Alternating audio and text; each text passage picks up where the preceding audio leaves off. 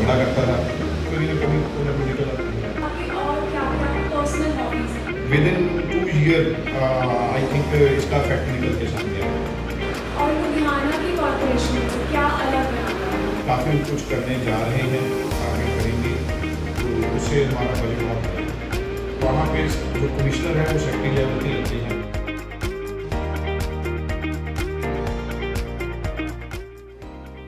नमस्कार, आप देख रहे हैं चटकारा न्यूज़ और आज हम आए हैं लुधियाना सिटी और हमारे साथ जुड़ चुके हैं मिस्टर जसदेव सेखों जो कि zone B municipal corporation Ludhiana के कमिश्नर हैं। Welcome sir. म्युनिसिपल कॉर्पोरेशन में आपने अपने करियर की शुरुआत कैसे की? म्यूनसिपल कॉर्पोरेशन में after post graduation local government department ने पोस्टें निकाली थी एज ए इंस्पेक्टर, तो हमने उसमें अप्लाई किया, रिटन टेस्ट क्लियर हुआ, उसके बाद इंटरव्यू हुई, इंटरव्यू क्लियर होने के बाद हमारी एज ए इंस्पेक्टर सिलेक्शन हुई है। उसके बाद through departmental DPC departmental selection की तरफ से प्रमोशन हुई है। इंस्पेक्टर के बाद सुपरिटेंडेंट, सुपरिटेंडेंट के बाद सेक्रेटरी, अब एज ए जोनल कमिश्नर काम कर रहा है। अपने इस सफ़र में आपको किन स्ट्रगल्स का सामना करना पड़ा? स्ट्रगल तो अगर कहें कि ड्यूरिंग जॉब स्ट्रगल्स तो डेली की अलग अलग तरह की हैं। अगर आप किसी एक ब्रांच में काम करते हो तो उस ब्रांच की अलग प्रॉब्लम्स हैं, अलग डिफ़िकल्टीज़ हैं, तो दूसरी ब्रांच की दूसरी तरह की हैं। ये डे टू डे वेरी करता है, पोस्ट टू पोस्ट वेरी करता है। ये स्ट्रगल्स तो उम्र चलती रहती है।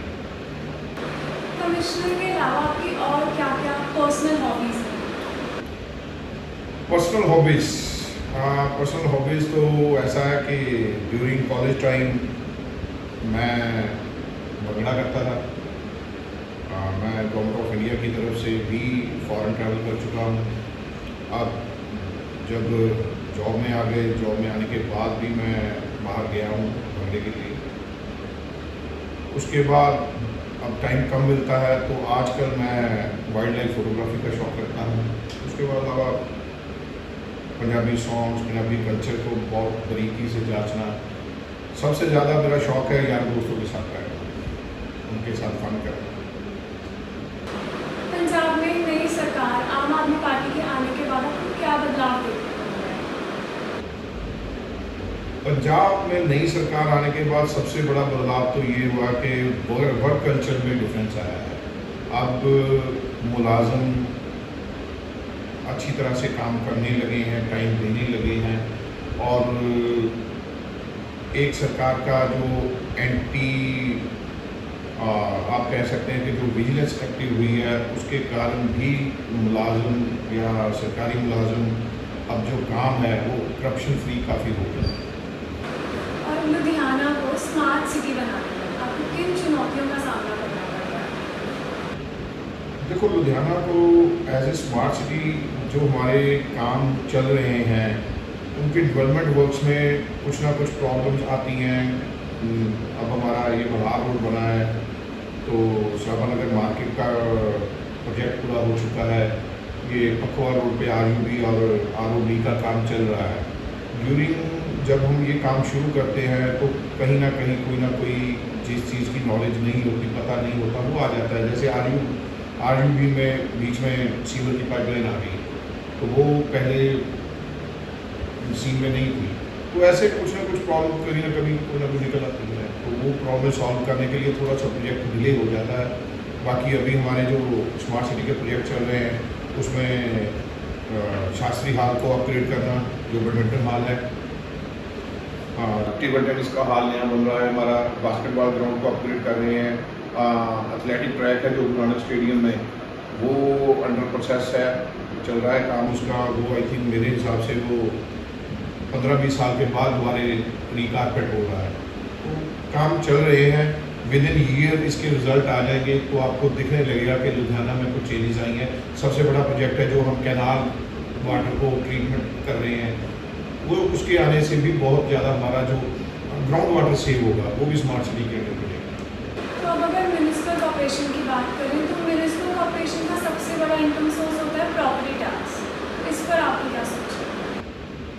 हाँ, हमारा इस साल का बजट 120 करोड़ का प्रॉपर्टी टैक्स का ही है, जिसमें से हम अभी तक 85 करोड़ अचीव कर चुके हैं। ठीक है, लेकिन हम लोगों को जागरूक करने के लिए बार बार उनको SMS भी करते हैं और टच भी करते हैं, पर्सनली टच भी करते हैं। तो कुछ लोग हैं जिन्होंने कभी नहीं पे किया। अब हमारे टारगेट पे रडार पे वो हैं, हम उनको टारगेट करेंगे तो उससे हमारा बजट और बढ़ेगा। जैसे कि हमने देखा है कि लुधियाना अपने आसपास के क्षेत्रों को अपने अंदर लेकर अपना एरिया बढ़ाता है, तो क्या आने वाले टाइम में कोई एक और जोन की ज़रूरत पड़ सकती है लुधियाना? अभी मेरे हिसाब से सरकार की विज़न में अभी एक्सपैंड करना नहीं है, तो अभी जोन की ज़रूरत मेरे हिसाब से नहीं पड़ेगी। हम सभी सस्टेनेबल डेवलपमेंट की बात करते हैं और यूएन ने 13 सस्टेनेबल डेवलपमेंट गोल्स दिए, जैसे कि एजुकेशन, इंफ्रास्ट्रक्चर। तो इस पर म्यूनिसिपल कॉर्पोरेशन लुधियाना क्या करते हैं? एक्चुअल जो एजुकेशन है वो एजुकेशन डिपार्टमेंट देखता है, वो कॉर्पोरेशन के अंडर नहीं आता। हाँ, मैं लास्ट ईयर हमने चेन्नई विज़िट किया था, चेन्नई म्यूनिसिपल कॉर्पोरेशन हमने विज़िट की थी। वो हम गए थे इसके लिए सॉलिड वेस्ट मैनेजमेंट के लिए। तो वहाँ पे हमने देखा था कि वहाँ पे जो कमिश्नर हैं वो सेक्रेटरी लेवल के लगते हैं।